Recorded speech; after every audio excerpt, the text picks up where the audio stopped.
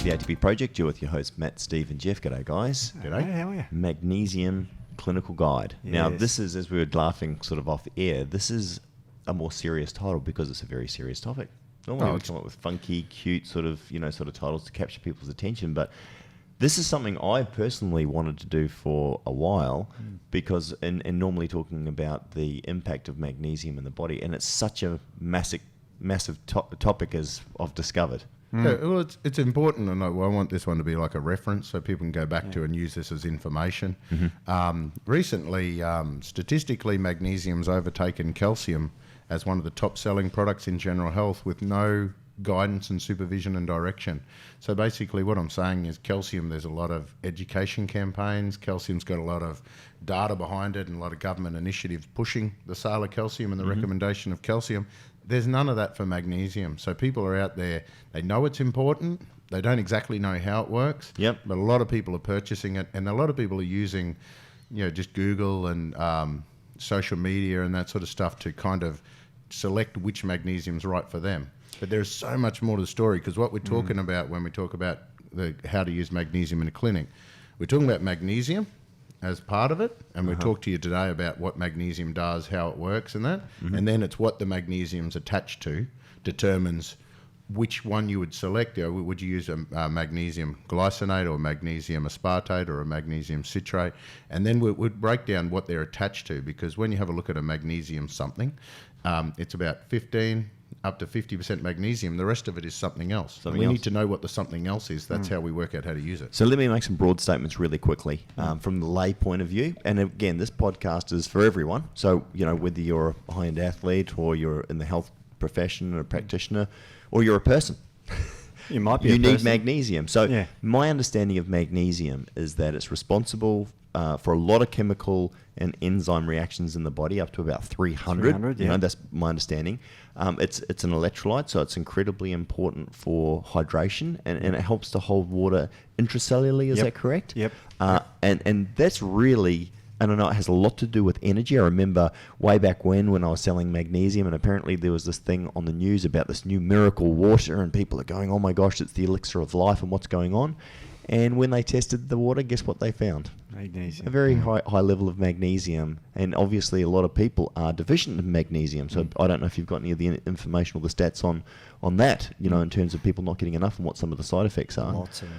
But that's probably about all that I know. And I know a lot of other people would know, okay, magnesium's important, great for hydration, very good for energy, but what else does it do? What's it important? As Matt, and as you said as well before, what's it attached to can have a significant impact on how it can be used and in the body, and what it can be used to treat different conditions as well too. Yeah, and that's in a naturopathic clinic or in the hospitals and doctor settings. That's how you select the right tool for the right job, and that makes sure you give the right product to the right person based on what you're trying to achieve. But if we talk about magnesium first, we'll go through and summarise this stuff you just mentioned. What's it good for? Yeah. So magnesium is very important, as you said, for enzymes. So magnesium's involved in a lot of enzyme systems. And there's so many of these things that pretty much any time you're breaking something apart, so anytime you're eating stuff or breaking down different parts of your body or even toxins and waste, that involves magnesium. And anytime you're putting stuff back together, you actually involves magnesium. So magnesium's important for people that are breaking stuff down and putting it back together, which is basically all of us all the time. But if you're an athlete or if you're trying to create excessive amounts of hypertrophy and that sort of stuff, then even more important, because you're doing a lot more breaking down of your macros and a lot more building back together of your protein structures. One of the great things you mentioned was it's great for energy, but it's also great for making you relax. And so it's good the for electrolyte stuff. Exactly. It's an on switch and an off switch all at once. Well, it's interesting. I've been getting a lot of massage lately because I'm playing old man's football, as I talk about regularly. Yes. And it's funny, I went and saw my MST, massage therapist, and she was talking about this week how my muscles were so much easier to get the knots out as well too, and that they felt a lot better. And I said, well, I've actually obviously we've got a new product called ZMST, which contains magnesium's obviously the M in the ZMST part.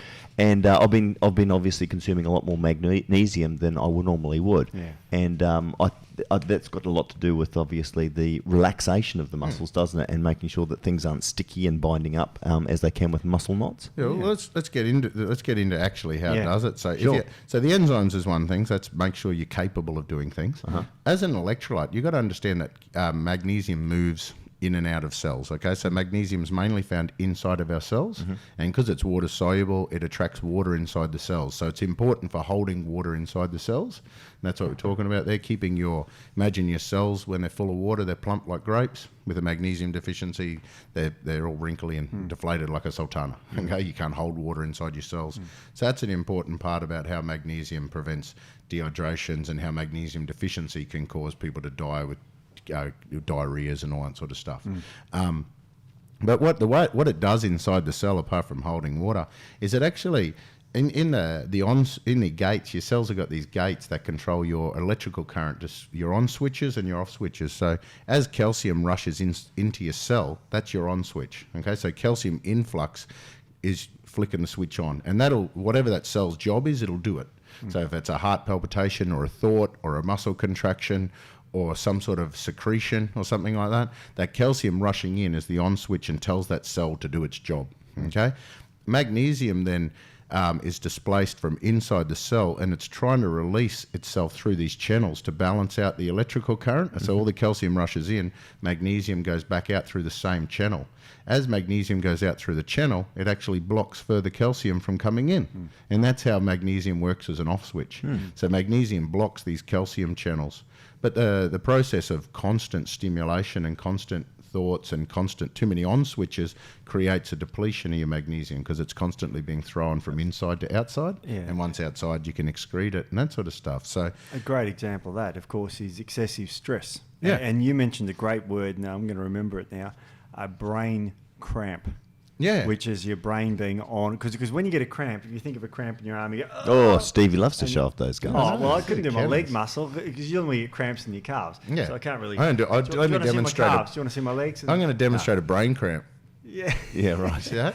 And so it's calcium going in, and they can't switch off. Now it's fascinating because that's what people are stressed. Yeah. They're wired all the time. Yeah, and so basically, because your brain doesn't have pain receptors and it's not pulling on your leg or something like that, when you get a brain cramp, it manifests as anxiety, worry, excessive mental chatter, something you can't let go, a panic attack or anxiety. They're all versions of brain cramps. Or during sport, when you make those stupid decisions, you have those brain farts and those sort of things where you just can't think. Yeah.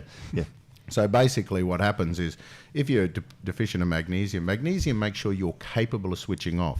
Now, in saying that, it's not a sedative, okay? So magnesium doesn't drive any sedating receptors, but what it does is it makes sure your on switches are capable of switching off. So with a magnesium deficiency, it's like someone's got their finger on the light switch holding it on, or it's like your computer's just stuck and you can't reboot that computer, you can't switch it off. So that's the big thing that people need to know. When you dose up on magnesium, it means you're capable of switching off. It doesn't mean you're going to be slowed down and sedated. Because what Steve-O was saying before, if you need to push the throttle and you need ATP to fuel that excessive or that extra activity, then magnesium's essential for ATP production. So you can't actually drive the on switch properly if you've got a magnesium deficiency as well. So no, it's fascinating stuff. And you mentioned calcium channel blocker. That's used in medicine as an antihypertensive. I've heard that, yeah. Yeah, and the way it works is if you can think of an artery that's shaped like that. Remember, arteries are muscles, smooth muscles. And if they contract too much, then if you think of that as a hose, it contracts and the pressure goes up in your arteries. So a calcium channel blocker, like magnesium or like the drug, just relaxes the arteries so as the blood pressure goes down. That's how calcium channels work. Calcium channel blockers work as an antihypertensive agent. Yeah, you get it from the pharmacy. And my big funning is, well, why have they got high blood pressure in the first place? It could simply be a magnesium deficiency. Considering 60% of Australians have that. I was just about to ask, Steve, what are the statistics? I mean, obviously Australia, like the West, probably similar in the US and what have you as well too, but it's up to about 60% of people are deficient in magnesiums. Yeah, absolutely. Wow. And magnesium. Yeah, and it depends on where you live. Like if you're drinking, for example, lots of bore water, which is high in calcium and magnesium. Bore water, like as in from underground. Yeah, like out west, you go out there and you drink really it. hard water, huh? Yeah, it's called hard water. I wasn't going to go with nerdy chemistry, but it's called hard water. I think most people have heard that term. Oh, okay, well, good. it's certainly in Australia. And if you ever have a shower in hard water, you'll feel it's very slimy on you. You feel very oily-like. And you mentioned that with the magnesium chloride. That's the oily effect. So you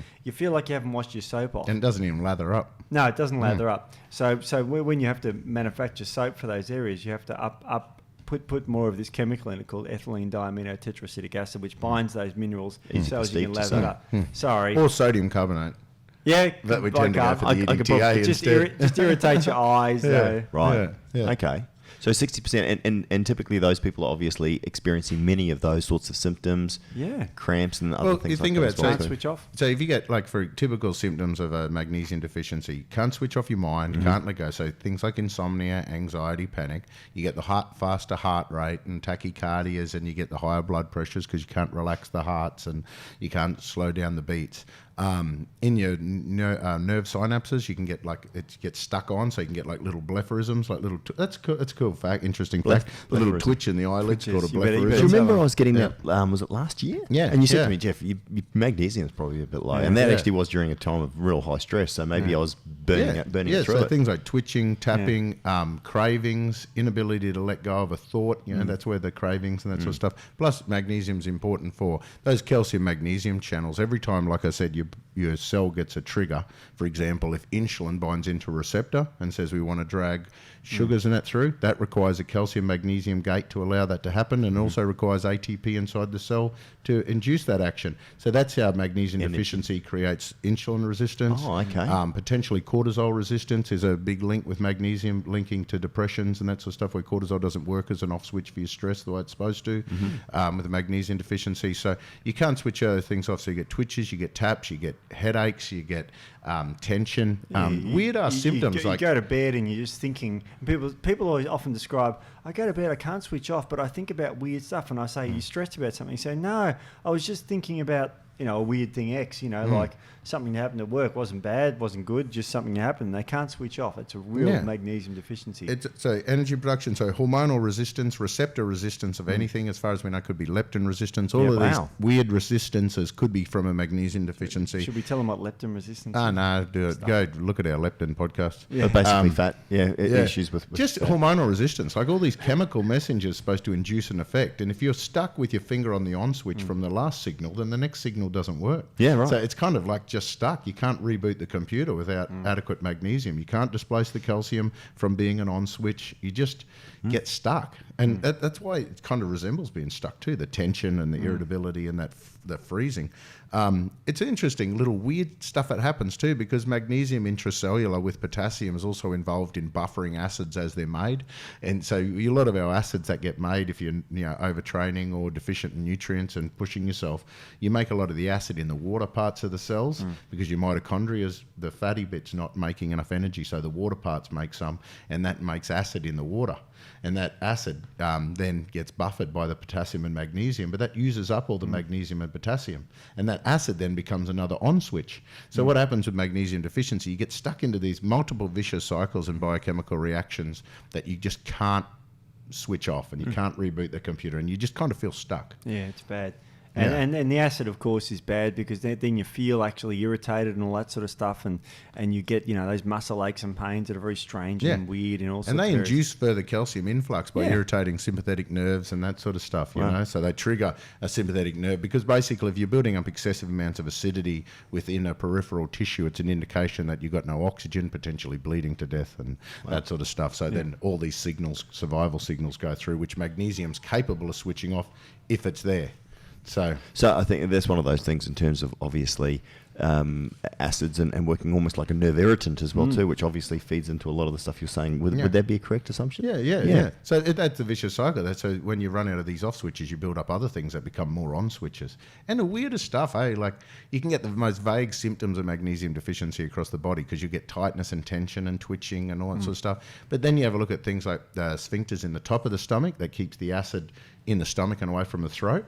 When they're stimulated on, they open. and when they relax, they close. Yeah, right. So another magnesium deficiency is you can get reflux. And It's called the pyloric sphincter. Yeah, because the pyloric sphincter can't shut because it's stuck on. You know, so a lot Everything's stuck on.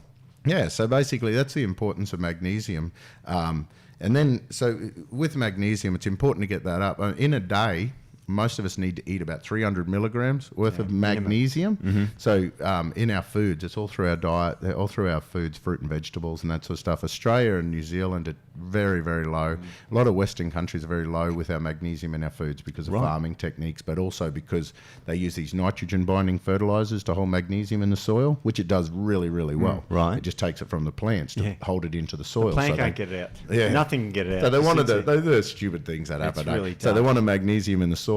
So they went and tested and found magnesium in soil. Someone discovered a way of improving magnesium in the soil so people can pass these soil testing before they go and grow, but no one's testing magnesium in the plants. So the magnesium in the soil should be obviously sucked up into the plant. Yeah, absolutely. But they're binding more magnesium into the soil to show that their soil's great. Because they do But soil starving testing. magnesium from the plants. But in saying that, magnesium in plants is the green part of chlorophyll. Yeah. So if you didn't have any magnesium in the plant, it'd be anemic White. looking thing. Yeah, right. Yeah. So you should be having lots of leafy greens and that sort of stuff. Yeah. We've said that a million times. Yeah. It's really interesting because magnesium is a mineral that's very, very commonly supplemented, but there's a lot of confusion about, you know, which ones to take and all that sort of stuff. Before we go there, there's yeah? one role of magnesium that we didn't mention, and Master Segue, I was expecting you to use this as your opportunity. ATP? No, the laxative effects. Oh. So the other thing you can do with magnesium, because it is so water soluble, it can be used as a laxative, meaning that if you overload your stomach with it, you can drag bucket loads of water into your gut to dissolve with the magnesium, and you give yourself the squirt, you get watery stools. So magnesium in certain forms or any form can be used as a laxative if you exceed your daily dose. So the RDI for magnesium that we need from our fruits and vegetables and that sort of stuff to make sure we are not going to just crumple and die like a sultana, go from a grape to a sultana because we've run out of intracellular water, and die. See, I'm just. Do you like the alarmistness of nature there? Alarmism. You know, as I said, people are 400%. I forget what it is. What is it? All those statistics made up on the spot. But I know people are wired to remember bad news, Matt. news. So make the alarmist statement. You will die. No, what we're talking about now, but you're still going to die If you don't have magnesium. That's 300 milligrams of magnesium you need every day from foods and that sort of stuff. Most of us are struggling to get that. We're low. And so there's a good opportunity for us to, and you can tolerate more, but we need a minimum of 300 milligrams. Yes. So most people need to look at around that 300 milligrams a day, and maybe you can get about 3 times that in before your levels are full, you know, just for a standard person. It's pretty general. Yeah. We're not being very specific, calculating how much you're sweating and losing, but on a general rule, people can tolerate. You know, need 300 milligrams, probably tolerate about 900 milligrams. So people that are a bit more active, as you say, sweating, running around, doing that, might need, you know, and the way to know, a little bit more. The way to know if you've overdone it is you'll get loose stools. Right. Okay. So, and then based on that same theory, I can overload you significantly, and you're going to get the squirts. Right. Okay. So let's understand the dosing, and we'll talk about that sort of thing. So typically, 300 milligrams of magnesium over a day is what your body's craving. So when you're looking at a supplemental form, throughout a day, if you get 300 milligrams worth of elemental magnesium, so that's just the magnesium part, not what it's attached to. But if you get 300 milligrams of magnesium, then you've covered your requirements for the day. If you're burning more, and we can go up to a little bit more, you can go to 600 milligrams or 900 milligrams if you're really churning through it. But consider that most people's, if you're eating lots of vegetables and that sort of stuff, you should really be getting close to 300 milligrams a day from your diet. So you can probably get another 300 to 600 milligrams on top of that out of supplemental form. Yep. And when you overdose that, on some days, if you haven't been sweating, you haven't been training, and your levels are fine, you've been eating really well, and then you take a couple of 100 milligrams a day, you should be able to tolerate that fine. But if you go 300 milligrams 3 times a day, you're going to give yourself the green apple splatters. To fix a deficiency, magnesium deficiency, they aim for about 300 milligrams worth of elemental magnesium supplied 3 times a day, and they can only do that for a couple of days. Your magnesium levels then are topped up, then you've got to reduce that dose down.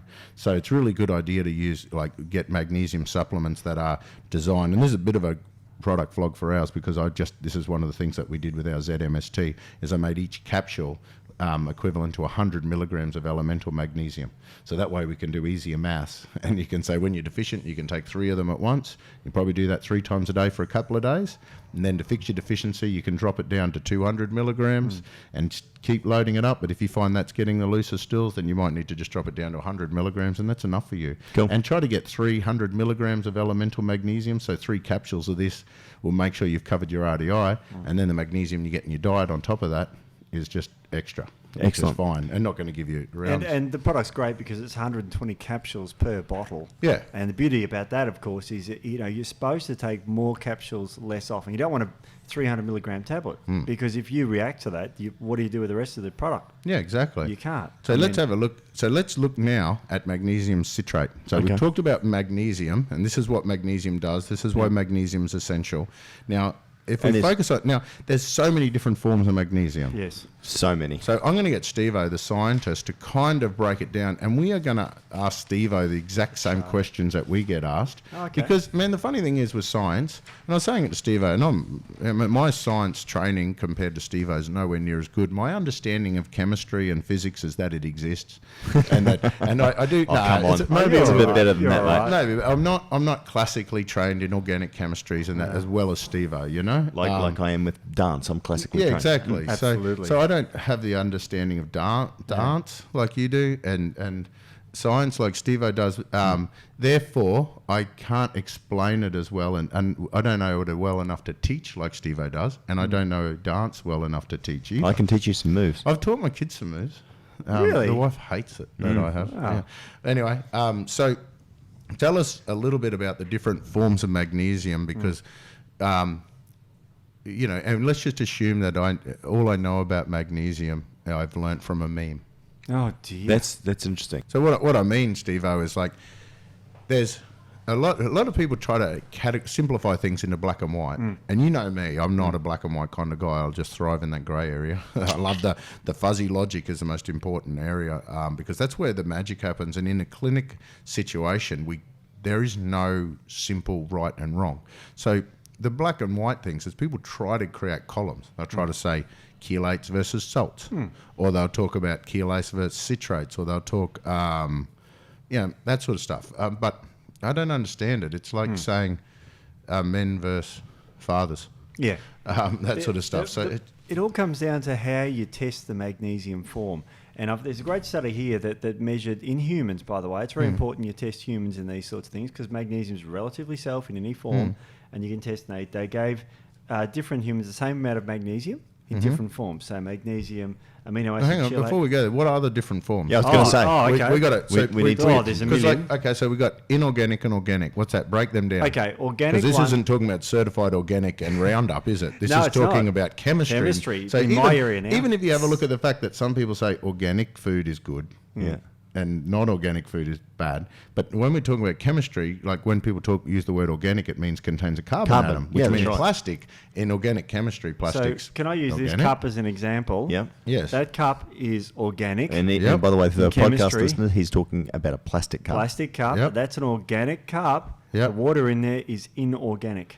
Yeah. So in chemistry, H2O. So you get that, do you hear a the C plastic wing? cup. Yeah. The plastic cup is the organic part, Yes. and the water is inorganic. But if you were to sell that in a grocery store, Yeah. you would never be able to get certified organic I'll give cups. you- So I just need people to understand that when we're talking about organic versus inorganic, we're now talking about chemistry. Chemistry. And chemistry says that the oxygen you breathe is inorganic and Yep. Roundup is organic. Yeah, there you go. Well, the guys at So Monsanto love you for I that. know. so don't it's get confused chemistry. if you I read know. if you read a meme of organic chemistry versus organic magnesium supplements versus inorganic magnesium supplements. Yeah. We're not talking about the environment. No, that's We're right. talking about chemistry. Okay. So what are the organics and Sure. inorganic? There's many different forms of I have to move magnesium. that now. Oh, yes. The first one is inorganic form of a magnesium would be like a magnesium oxide, magnesium chloride, or a magnesium sulfate because they don't have carbon. Okay, so they're just magnesium with another mineral, and that's fine. Then you've got the organic ones, and that could be bound with all sorts of things like citrate, or any of the amino acids is an organic form, or even magnesium carbonate. Yep. Okay. Yep. So you got to be careful there, but that's got a C in it. Yeah, the yeah. carbonate. Yeah. So you got to be careful. But there's many different forms. So what's a chelated magnesium? A chelated magnesium is a magnesium that is specifically bound to another conjugating agent. Now, Yep. a conjugating agent, citrate is a conjugating agent. Yeah. Amino acids are a conjugating agent. Oxygen is not. So what's a chelated magnesium and a magnesium salt? Sure. A magnesium salt is something that forms a positive and negative charge when you put it in water. That's what salt. So you use classic table salt, sodium chloride. It forms sodium plus when you put it in water and chloride minus. It dissolves, okay? And you can't see it anymore. And that's a salt. It's something that goes into pluses and minuses. So magnesium citrate is a salt. Most magnesiums are a salt, unless it's bound with something, what they call covalently bound. As which opposed means to ionic. ionically. Ionically, technically, chemistry, I don't want to get too nerdy. No, but ionic's that's easy. It's just like two magnets, isn't it? It is like two magnets. Yeah. It's the exchange of electrons. Yep. Covalent is sharing electrons when you bond. Okay, so there's two as metallic bonds, forget that. But they're the two main types of bonds. So covalent is sharing, so like octane in your car is covalently bonded, but ionic bonding is like salt, where they exchange electrons. With these groups, Yeah. just to be broad for somebody like me, I kind of get the understanding of what you're saying. Can you be broad and say, well, this group is good for this, or no? Well, generally. But the problem is grouping them. Right. How do you because group them? They overlap. That's right. That's what I was Some saying are- before. It's like saying, Yeah. it's like I'm going to compare men, say that there's Well, boys the one- and there's fathers and Yeah. stuff like that, but we're still comparing blokes. That's Yeah, right, yeah. exactly. Yeah. So that's where people fall down, because the way you should group chemicals is using the IPAC, which is 1966. They decided how to group chemicals. Okay, but today on the internet, they just group them by whatever they feel like. But what bugs me that this is the thing is because people are getting snippets of information. They're not doing the full research, and they're seeing tables and showing me these pictures showing citrate versus chelate. Or they'll talk about chelated magnesium versus salt magnesium. Yeah. Now, you can actually have an amino, so you can bond magnesium with amino acid Yep. and make it a salt form. Absolutely.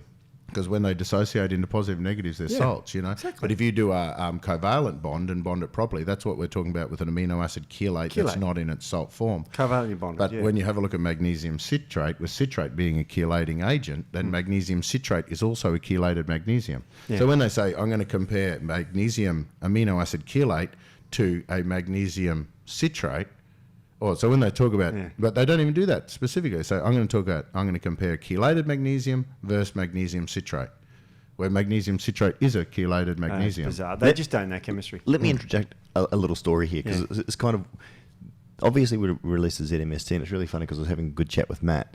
And Matt, you got a few people coming back going, oh, why did you use the citrate form, right? And I don't want to tell it out of turn here, Matt, because I know you would have mentioned the story anyway, but I think it's important for people to really understand part of the reason why we're doing this is there is so much misinformation around. I was amazed, Matt, and I mean, you know, and, You're and amazed. I was totally embarrassed, and I thought I was totally wrong. Well, the funny thing is, and we spoke about this, when you told me this, I'm like, no, you're not wrong. There's obviously some, how would you like, some misinformation that's got out there. Again, probably, you know, not well researched, but and not well meaning. But now all of a sudden, people are sharing memes as scientific records. I want you take over. So basically, what happened when we did the magnesium citrate, some people come to me and said, "Why would you use the cheap laxative form of magnesium? Why would you use the cheap laxative salt over the chelated forms?"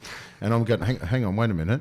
So you've talked about salt and chelated as if they're different, but they're the same anyway. Yeah. So Chelated. what are you talking about? Yeah. And they said, "Oh, you're using this cheap laxative product. Why would you do that?" And I was like, "I don't know what you're talking about." And I was genuinely confused. I knew the laxative bit, but then they started talking about ceruloplasmin. And I was familiar with ceruloplasmin because I used to do some work with animals and stuff like that. But I'm sitting there thinking, is there this whole aspect of magnesium citrate that I was totally unaware of being an issue? And I've been using magnesium citrate in my naturopath clinic for 20 years. And I had no idea. Now, I've studied been taught how to use these things, and I've done a lot of research into them with my clients, and there's this whole thing I'd never heard of. And I was like freaking out to a little bit, thinking, oh my gosh, I've been poisoning these people with these citrates for 20 years, creating this ceruloplasmin What is effect. that? Oh, mate. Do you want me to tell you what it is first? Yeah, well, this is the bullshit thing about it is you got to realise that there's this whole world of misinformation going on, and these people, I don't know who started it or why. Well, kind of do that. Rosanoff fella spoke in some meeting and said magnesium. He's got a hypothesis. You tell us this story then, Steve. Well, the story is that they say that citrate's bad because the ceruloplasmin is a copper carrying thing that regulates iron in the body. We'll just keep it simple. It's a protein, right? And when you give it to rats in the 1960s, they gave them huge amounts of citrate, right, IV, and it caused a 50% reduction in the copper transport of this thing. Okay, all right, fair enough. Now, so therefore, they extrapolate that one study to saying citrates are bad for ceruloplasmin. But this bloke said it. He said it in a meeting, and then he wrote an article, not peer-reviewed, not published, and he did this in the mid-'80s. Yeah. And then shortly after that, it was kind of like anyone that had any sense went, oh, okay, so that's point. Tell us why. I'll keep interrupting. Right. Sorry. Matt, have you ever drunk a glass of orange juice? I have, Steve. No, you haven't. That'd kill you. Because of my ceruloplasmin effect. Your ceruloplasmin will die. If magnesium citrate's bad for you, okay, citrate's bad for you. Yeah. In a cup of orange juice, there's 12.5 grams of citrate because it is a citrate fruit. Everyone knows what citrus fruit. Yeah, right. Everyone knows that? Sure. Citrus fruit means it's got lots of citrate, 8% if you want the nerdy thing. So if you drank a poisonous glass of orange juice, you get 12.5 grams of citrate. Yep. If you had 4 at once of our magnesium, that's 2 grams of citrate. Right. Now, I'm sure you can drink more than a glass of orange juice, but just 200 mils. If you had a litre of it, you're way dead. Yeah. You know? So let me tell you. Yeah, I know. It's ridiculous. I've got to tell you this It gets thing. worse. So though. basically what happened, in the 80s, some bloke hypothesised that because of this thing that they found in rats, they hypothesised that if we consume magnesium citrate tablets, but he wasn't even talking about tablets, he was actually saying magnesium citrate IV is a bad idea because it potentially can damage, the acid can damage our blood and cause a blood problem that will lead to death. Okay? Right. Now, rats, and you know what I said before, I did a little bit of work with animals, and an interesting feature I found with certain animals, like dogs and rats and things like that, they don't need to eat citrus fruits because they can generate their own vitamin C. Right. So they can make their own vitamin C. They don't have to eat these things. Yeah. Part of that same little evolutionary step meant that they cannot tolerate citric acid. Makes sense. Okay, because they don't eat citrus foods. It's not, they're not designed for that, and they're not supposed to, and they can't process citric acid through their liver like humans can. Have you seen a rat eat an orange? No. No. You know, so it's not funny though, wouldn't it? Humans have eaten fruits because citric acid is in all sorts of fruits, not just lemons and oranges and all grapefruits, but they're in all sorts of fruits and foods. And we've eaten them for years, and no one's died of this ceruloplasmin problem by eating fruit. It's just completely wrong. And in fact, what we do with citrate is we make from the liver bicarbonate, which is an acid buffering agent, and it's extraordinarily healthy for us. So right? this is why it does not matter for humans. No. Because when humans eat citric acid, what happens, Steve-O? Well, it makes this beautiful buffer in the body, in the liver, that stops acid production. But you know what else it does? We have this cycle in the body. It's called the Krebs Cycle for the nerds. What else is that called? The citric acid cycle. Citric acid. We actually our Krebs cycle is called the citric acid cycle. There you go. I did not know that. So how and that's bad where is citric this? acid goes in to make energy. It's our energy production pathway in every cell of our body. It's an amazing thing that we have developed in an ability to generate fuel from citric acids and fuel our body. Now just hold that thought. It makes energy. And what does magnesium do that we spoke about 20 minutes ago? Yep. Make energy. So if you want a supplement that gives you lots of energy, you want a magnesium citrate. But it gets even better. Yeah. Citrate is also a very powerful anticoagulant. Yep. They use it in hospitals if someone's on dialysis, like their kidneys are completely packed in, and you give them about 5 grams per hour of citrate, even though it's poisonous. I don't know how they live. But they give them 5 grams per hour IV. Yeah, of course I am. Right. So they're very sarcastic because this stuff is very good anticoagulant. It stops clots and that sort of thing. So it's a natural anticoagulant. So it stops clots. Clots cause diseases like heart disease, stroke. So the reason why I'd never heard any of this is I reckon this Rosanoff fella, mid-'80s, got up and said this in front of a heap of people, and they all went up and said, mate, you're a goose. Humans have a citric acid processing system. This is totally irrelevant for humans. And the funny thing is, when he first said it, was actually revolving around intravenous ascorbic acid. His bigger concern was overdose of vitamin C, and intravenous ascorbic acid was the most likely culprit. But then they linked that information back to citric acid, and then from citric acid they linked it back to magnesium citrate. And then they talked about intravenous magnesium citrate and ascorbic acid potentially could do this thing. Then they went and gone, oh, we're idiots. Humans don't even have that. We've got a whole totally different process that rats don't have. So we're stupid. So Rozanov would have got off the stage and smacked himself in the face and gone, "You idiot, I just said that in front of everyone. Oops." And I've published this paper that I can't take back now. Can't take it back. Now, I did my study in the 90s. My study in the 90s, where by then it was not mentioned. No. But so basically what they do is they make these tables and they'll say, oxide's good, which is rubbish. Yeah. It's the worst, and that sort of stuff. They say it's okay in little doses. Then they'll say magnesium citrate, avoid it because of the ceruloplasmin effects. See, I never even learned how to pronounce the bloody thing. I said it that infrequently. So they said ignore it because it's an aggressive laxative, and has a less than 10% bioavailability or something. And I'll tell you why in a sec they believe it has less than 10% bioavailability. They say it has a terrible laxative effect, and it also creates this ceruloplasmin effect, which, I actually just fluked that word. Well the done. ceruloplasmin effect. Got it right, I just did it again just to prove it wasn't a fluke. And then that's it. They've just been right. They must have been seriously making these same-ass brochures, cutting and pasting since the 90s, because no one's ever talked about it since then except these guys. And because they put it in a simple meme and a simple table that people can kind of reproduce to sell their glycinates or oxides against the citrates, I don't know why it's there. And just to state so let's tell the truth about it. Let me tell about the laxative effect. Let me tell you why they believe that it's an aggressive laxative with 10%. Absorption. Let me tell you, because they're talking about magnesium citrate oral solution USP. Now that is a really, really old school. So United States Pharmacopoeia, this is basically the original way of making magnesium citrate laxative. This is a recipe to make a laxative, okay? Where they actually use they basically infuse glycerol, magnesium citrate into glycerol and have this significant laxative effect. Now, the dose that they take, so I was telling you before, we need 300 milligrams of magnesium in a day.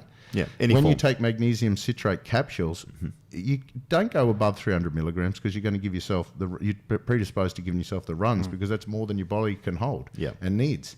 So this oral solution of magnesium citrate, the starting dose for babies, the dose they give to babies as a laxative is equivalent to 1.5 grams of elemental magnesium. Wow. The adult dose, surprisingly, the adult dose is equivalent to 3 grams, which just so happens to be 10 times the dose that you can absorb, which is why you get 10% absorption. And the rest of it stays in your gut. All the water rushes in to go with the glycerol and to go with the citric acids and the magnesium that's left over, and then it gives you the aggressive squirts. But that product is designed as a laxative. And most of the papers out there are basically saying, because the two different laxatives you could have used was milk of magnesia or the oral solution of magnesium citrate. So most of the papers looking at magnesium as a laxative, if you Google magnesium laxative effect, they're comparing magnesium oxide as milk of magnesia, which is the same sort of doses, and magnesium citrate, and determine which one's got the least amount of griping and pain. Determine. So when you do a laxative magnesium study, they're talking about our products. Now, with our ZMST capsules, there's 120 in the bottle. You've got to have 30 of them at once to be able to get the same dose. We're telling you that if you take 3, you're probably hitting the upper levels.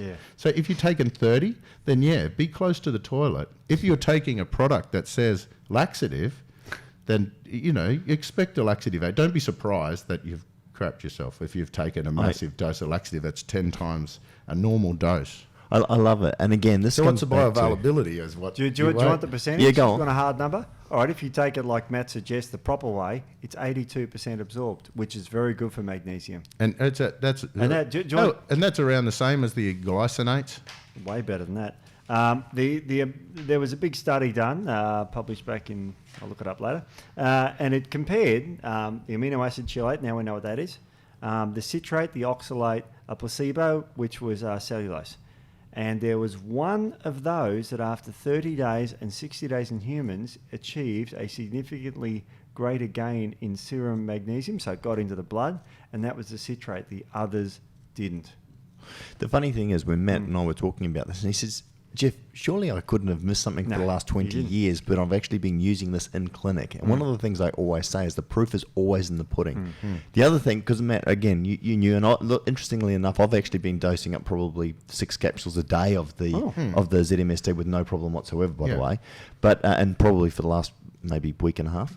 But what's interesting is that in terms of this, theory craft, if you like, and in terms of information, one of our catch cries on the podcast is question everything, except for what we say, which we don't. We say question everything, right? Which is why we put up the references, why we put up the information.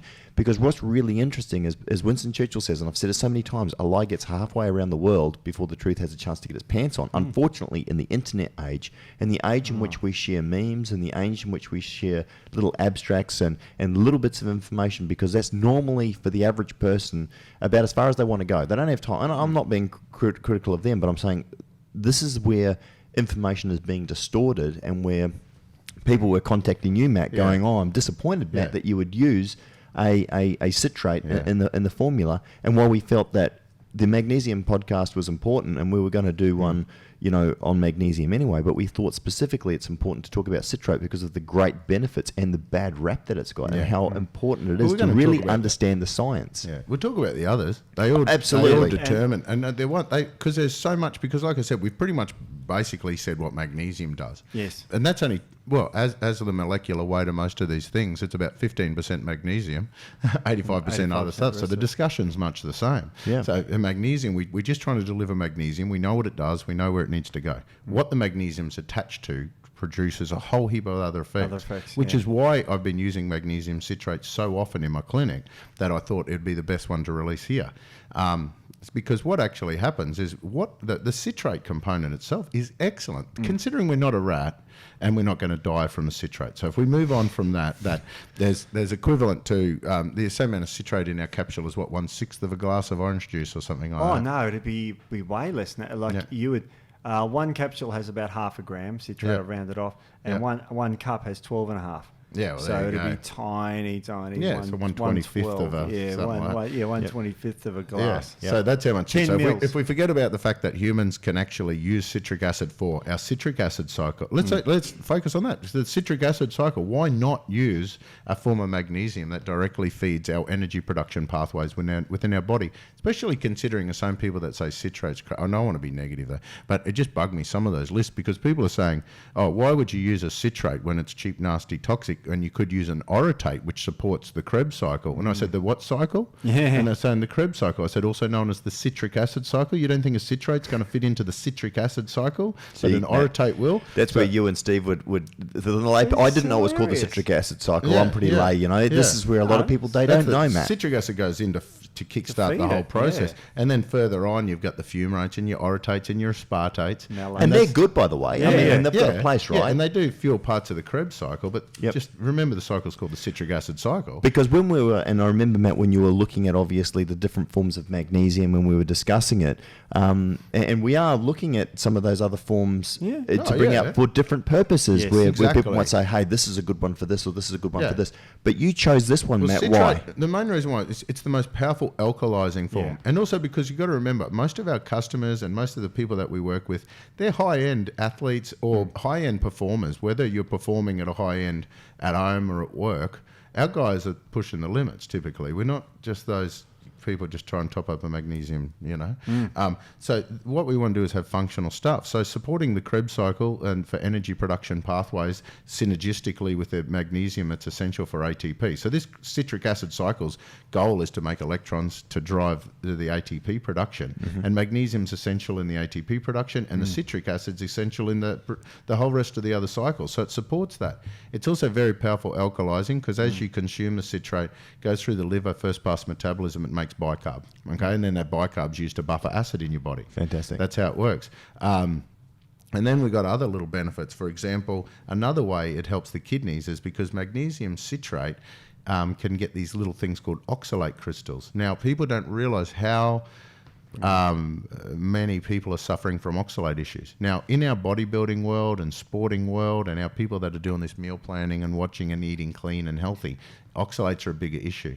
Oxalates are gritty, okay? So if your body builds up oxalates, what happens is that they come from foods like beetroots, kale, spinach, sweet potatoes, nut juice, or almond milk, what the hippies call it. And I prefer they're kind nut of juice healthy myself. foods. Yeah, I know you like nut juice, all Matt. these healthy foods. So, people say, oh, man, I just try to get healthy, and then everything goes to terrible. My chronic fatigue syndrome comes back, blah, blah. So what happens is these foods are really high in oxalates.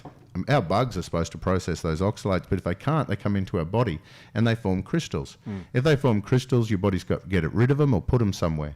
But these crystals go into our fascia and they start irritating our fascia and irritating our nerves. And they're in the connective tissue. So, frozen shoulders, grittiness, sore fascia, delayed onset muscle soreness, the DOMS, that's all grittiness in the fascia. Itchy eyes, another thing, get oxalate crystals, because they're water soluble, they can actually precipitate in the eyes. And you get these gritty, itchy, annoying eyes. The kidneys are trying to dilute them because they can also precipitate out in through your bladder and your kidneys. They give you feeling like a urinary tract infection, but you also make you dry mouth. So you're constantly thirsting, you're constantly needing to wee. You might get sore eyes, maybe red, gritty, irritated. You get soreness, you get frozen shoulders, you go and do something and then everything gets sore and gritty, that sort of stuff. Joint problems, so if you're getting recurrent joint problems and arthritic conditions and that sort of stuff, they're all signs that oxalates are building up. If you take a magnesium citrate before your meals, then the magnesium binds to the oxalates and makes these weird little crystals, and the citrates help to flush it all away. Through your poo, right? That's right. Two things that happen. So you get magnesium oxalate crystals that go through your poo. Yeah. Now, I'm glad you said it, because some people, so if you're taking a dose of magnesium citrate, all right, if you're taking a dose less than 300 mils, so if you're taking a couple of 100 milligrams of magnesium citrate before you eat and you're getting explosive diarrhea, that's not from an overdose of magnesium. That's from an overload of oxalates in your stools. Right. Because what happens is you've got a big buildup of oxalates all through your poop and you throw in a magnesium or a calcium supplement, then they will actually get the oxalates, make a crystal, and then your body has to clear it away in your poop. And it's an acidy crystal, so little tiny shards of glass, you're pooping out. So you get a reaction from that. So if you're one of those people that's, you can see you're not even close to the levels of magnesium that should give you the runs, and you're getting explosive diarrhea, you got oxalate issues. But the other thing too is if you think about oxalates, it's also a nerve irritant. So it's really crazy because some people get, it resembles magnesium deficiency. So what happens is, if you can imagine an oxalate crystals building up, they create twitching and tapping and spasms. They create pain. They irritate your nerves. They irritate your brain, so they can contribute to insomnias and things like that. So some people that feel benefits from magnesium are sometimes getting it from the stripping out of the oxalates. Wow. But in our industry, you can imagine the people building up acid from excessive amounts of training and that sort of stuff, or that metabolic acidosis. Magnesium citrate helps with that. It helps with energy production pathways. It also helps to bind and strip out these oxalate crystals, which is a really important feature. And it's one of an amazing feature that you can actually get from magnesium citrates. So Exactly. And the thing you've got to remember about citrate, magnesium citrate, is citric acid is a weak acid, okay?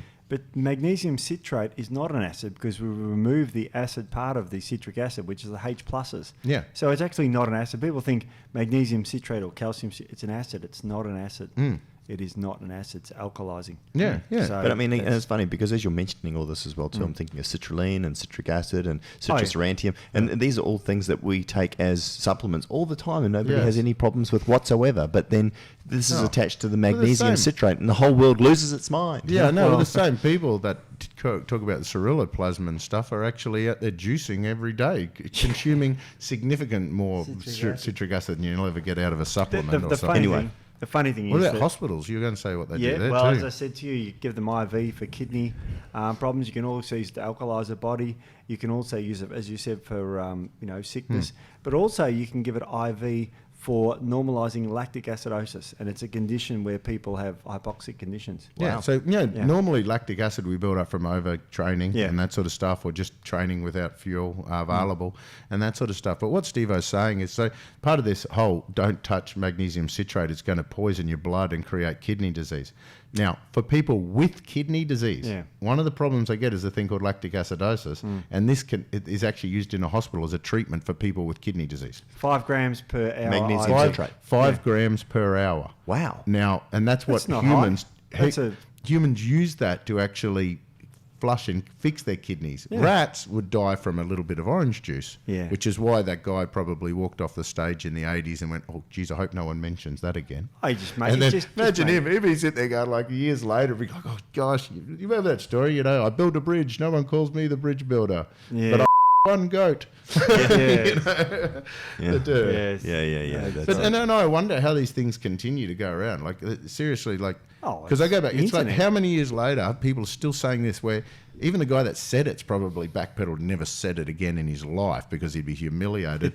And these other advocacy groups have just found one thing he said. It just we were talking about it this self-perpetuates. morning, the guys. I said, how could this happen? And then I told him, and I said, well, where does it say Humpty Dumpty's an egg? I said, so, you know. Or where does it say that the forbidden fruit in the Garden of Eden was an apple? Yeah, exactly. But these sort of things take on a perception, and people just go, "That's what it is," right? Yeah, So yeah. it's like anything, and this is the thing about assumptions. It makes an ass out of you and me, and the problem is, especially in the digital age, once something goes out there, I mean, we've all had those photos, Steve. Yeah. Bucks nights and stuff, you Just know, and you hashtag wish you could curls. pull them down, but Most Google's got them, weekends, mate. You get you know? the extra ones Yeah. up there. That's right, you know. Those, Crazy stuff. Those strippers that turned out to be men, but you know that's fine. Yeah, look, it wasn't. Look, I couldn't really tell. It was a It was mistake. dark, and you know. What was his Beck name? doesn't listen Was to the lights on? Ben. Ben should have given his name away. What's your name? The It's D voice. Ben. Bit taller than Anyway, me. but all I was going to say though is that, and that is the problem in which we live. So once this gets perpetuated, and then I like to say the other thing as well, and this isn't just about this is about any science, and we Yeah. talk about it all the time, is then you have the sheep with teeth. And the sheep with teeth are a funny bunch who are in the peripheries of it. They're not scientists, but they're involved in the industry and some Yeah. sport, and they take snippets of information and then will effectively attack you over it because they're actually part of the mob. But they don't have that level of education yet to know they don't know everything. Exactly. And when they can reproduce a table thinking it makes total sense to them. Look, I used to be a you sheep know? with teeth, and after meeting you guys, I completely backed down. Well, it's all I actually grey. say, Yeah. look, I don't know. And a lot of people, because they come up and they talk to me, and it's like, you know what? If you actually want to learn some science, I'm just the guy that interviews these guys. Go and talk to these guys. It's fascinating. no, I because- talked to him. To- No. and Well, Matt and Steve, but, you know. But what I like is the data, the actual numbers, you know, the research, the papers. That's the right. I scientific can't believe it. papers People on say magnesium. that they're saying that the magnesium citrate. So I was reading these things, and people say that it's got 10% bioavailability. And I said, Steve-O, where have I gone so wrong? Because everything I've read was talking about 80 plus. Yeah, 82. According to Current Nutrition and Food Science 2008 in the 4th edition, 82% data. And compared to the amino acid chelated versions, they're talking Yeah. about the diglycinates, which they only ever talk about diglycinate when they talk amino acid chelate. Because they depends then on the bag study. the others. Yeah, it you know? depends on the study. Yeah, but the funny thing is compared to that, it's got enhanced superior bioavailability. And then when you have a look at the benefits of the citrate, it makes sense to use that. Yeah. So just I mean, I know, guys, we've got a lot more to talk about, and I'll get to any of the final points you want to make. But you know, we've spent a lot of time talking about magnesium, which is great because people, I think, after listening to this podcast, recognise they're potentially one of the 60% of the population that don't have enough magnesium. So we need magnesium, responsible for 300 chemical and enzyme reactions throughout the body. I always say enzymes, and it drives Tony nuts, but I'm not doing that anymore. And there's a whole ton of other forms of magnesium which are great for a specific sort of purpose. I think we've defended citrate really well, and hopefully that's going to set defend it. Well, Matt, I wanna feel like teach we people- did. Well, yeah, actually, I have The to say science a few defended people. it. Yeah. Well, the science defended and we it, just had to right? show people the science, and we couldn't fit it on a meme. Well, the thing is that when we were talking about doing this, that's a good point. But when we were talking about doing magnesium, and we were talking about doing this podcast, I thought, great, we're going to be able to talk about orotate and oxide and sulfates. And Matt just laughed and he said, you know what? Like this one topic on just getting the magnesium out the way and the citrate is a The podcast in its magnesium's own. the easy bit. Yeah. But- It's what it's attached to is the complicated And stuff. that is probably where we need to do another podcast following up with all the different forms of Well, we are. binders. Yeah, we have to. Because eventually, Matt, you want to, and we will be bringing out other magnesium products with other forms of binders, if you like, or what have you, to be used for specific applications. Yep, and this sure. is the thing, not one size fits all. Though Exactly. The citrate, though, was the one that sort of had the broadest general appeal. Also too, it's we're going to release the others, and we always were. Yeah. We just needed a bit of a strategy. Sure. We've got some. So basically, in my clinic, I would use the citrates for those with acidity, those with oxalate issues, those with potential kidney burden, those people that use a lot of diuretics and those sort of stuff. So I used magnesium citrate for those sort of people, chronic fatigue syndrome, people with aches and pains, people with poor recovery to exercise. As well as it was just the fastest and easiest way to correct a magnesium deficiency. And being in capsules is just heaven compared to all the magnesium powders that, I've been trying to flavour up over the years, and hence the delay with some of our magnesium powders as well, as trying to make them taste good and work really well. But then in my clinic, I used to use magnesium diglycinates for the glycine, which supports, salicylate detoxification, bile production, helps to regulate neurotransmitters. Use that. Use magnesium aspartate. We use magnesium aspartate in infrared because the aspartate joins up with the citrulline to make nitric oxide, works as a vasodilator. We looked at magnesium taurate to see if it was available and if it dissociates in the absorption. It's very new. There's not a huge amount of data. Expensive but also too. we can put taurine. Taurine's easily, we understand taurine, magnesium citrate combinations easily. And look, we're going to talk about that in the ZMST podcast that we're going to do. So if you're interested as well too, we're going to do a quick 20-minute sort of review of the ZMST. And then we'll talk about that the importance of other cofactors with magnesium. For example, the 300 enzymes that magnesium supports are called selenozymes typically, and they're full of, and they need zinc and selenium to be able to work. Taurine helps to regulate the calcium magnesium channels by holding magnesium inside that gate, so it actually supports and holds on to intracellular magnesium and preventing its release and deficiency. And a deficiency of taurine will mean magnesium can't work properly.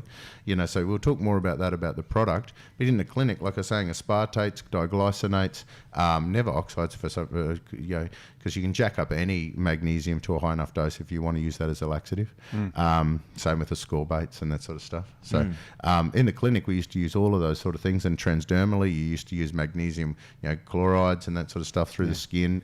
We use Epsom salts baths, not for the magnesium, but for the sulfur. So it's quite so we'll tell all the clinical tricks of that and how to use each different forms of magnesium. We're going to teach you over coming episodes. Perfect. But just quickly to summarize how to use magnesium citrate. To correct a magnesium deficiency, 300 milligrams per dose is about as much as you can tolerate even when you're deficient. So that's 3 capsules at once, and you can do that up to 3 times a day just for a couple of days, and your magnesium levels will top right up if you're deficient. So if you're getting cramps, you've depleted, you can't rehydrate and that sort of stuff, you can go high dose of magnesium for a few days to load it up. Then you're going to have to drop it back to about 200 milligrams and then down to 100 milligrams. And then if you take 100 milligrams capsule of magnesium 3 times a day, you're getting your 300 milligrams RDI that you need. That's essential. The other magnesium out of your diet on top of that is not enough to cause any sort of squirting effects. If you have any of those symptoms of oxalate deficiency, which is that grittiness, or you've had a blood test or an organic acid test or a kidney test saying you've got oxalate issues, but otherwise, if you're eating all those good healthy foods and getting a lot of soreness, muscle soreness, fascia soreness, grittiness through the fascia, sore gritty eyes, need to constant pee, constant thirst, anxiety, panic, irritability, insomnias and things like that, they can actually be coming from oxalates. Then you might be wanting to take 1 or 2 magnesium before each meal.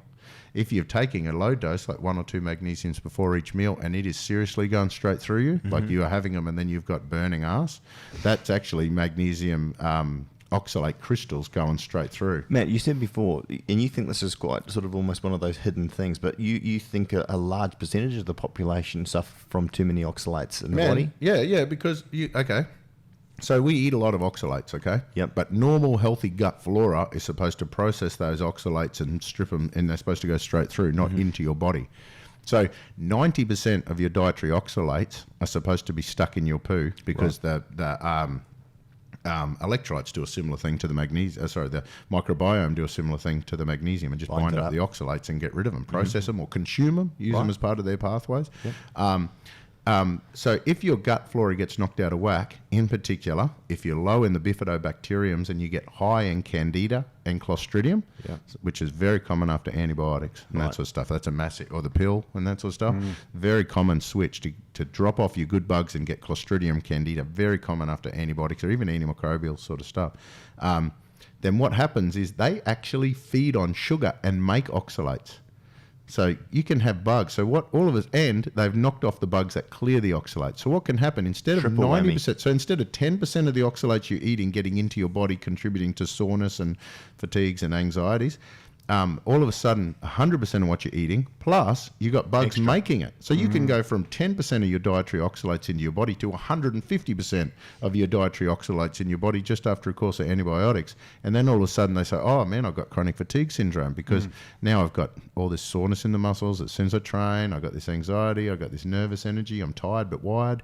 List off all these symptoms, it's oxalate issues. And the reason why I mention that is if you are concerned about oxalates or you think there could be something and you might not have heard of it before, educate yourself on the podcast, because you did a great one, Matt. We did a good podcast on oxalates, what they are, what happens in the body, how they form, what the symptoms are. So how to get rid of them. And and you've got diets and all the rest of it on the website. So maybe type oxalates, go to our website, up on the top right-hand side there on the search feature. Just type in oxalates, and you'll see podcasts and articles that you've written on that. And then some people ask, why would you do the magnesium citrate capsules first? And I said, because I have oxalates. And it's all about me. And basically, it's funny a little how that ZMST come about, because we just made some and we've been using it all amongst ourselves and the staff for over 12 months. And then we ran out and had to make more. And then we got, should we put a label on it? I had a big bag. And I was using it, and I took it to the US and I bought a big bottle of Savage from Dior, which apparently some girls go nuts over that, and Tony can't even smell it. Anyway, all I was going to say though was it broke in my bag and my capsules ended up as a vacuum for it. So everybody else has been enjoying the ZMST, and I had none until we released the product again. I've put a staff order in on Tuesday. I'm waiting to get it tonight. So it's home. But anyway, I still got a big bag full. Stuff. Matt's office is over off camera there. So anyway, guys, we are running a little bit short on time. So was there anything else that you wanted to finish off on? I mean, I think there's been some really good information being put out there, and hopefully it can overcome some of the negativity. I think the summary is that when you see negative press on magnesium citrate, the problem is no one's updated their information from the 80s. They're just recycling and parroting the old Humpty Dumpty as an egg sort of thing, which never existed. It's just an assumption that they've all followed by. So when they talk about the laxative effects of magnesium citrate, they're talking about laxative products that are 10 times a dose of a magnesium citrate capsule. You can't actually do. When they talk about the damage to the ceruloplasmin, that's only relevant for vets. And rats. Yeah. And also one thing I want to say is when you hear about that sort of thing, question the source, because I want to question stop everything. I want you to sort of say, don't take citrate, it's bad for you, insert X, because I won't say ceruloplasmin, it could be anything. Just say, where did you get that information from? And because then think, is drinking orange juice that bad for me? Because that's got vastly more citrate. Steve, that's far further than most people would be able to break it down, And what it comes down to is, that's interesting. Great. Have you got any references on that? Yes. Because, again, we always provide references with the stuff. And Steve, you're going to be whacking that up on an article. We're going to have heaps. And we got heaps of references there for all this bioavailability. 18 in this podcast. Yeah, absolutely. There you go. Guys, anything else? Last words on magnesium citrate? Just it's magnesium and citrate. That's the beauty about the product. And again, if you're interested in our product ZMST, we're going to do a podcast on that very shortly. So keep your eyes out for that. It's going to be a short one. It talks specifically about the product, but we talk about why we created it, how it's a little bit different, and how you can use it. So, guys, thanks for coming. It's been lovely having you. No worries. And we'll be back next with a podcast. Yes. Groovy. Looking forward to that. Cool. All right, guys. See you later. See you later. Bye. Bye.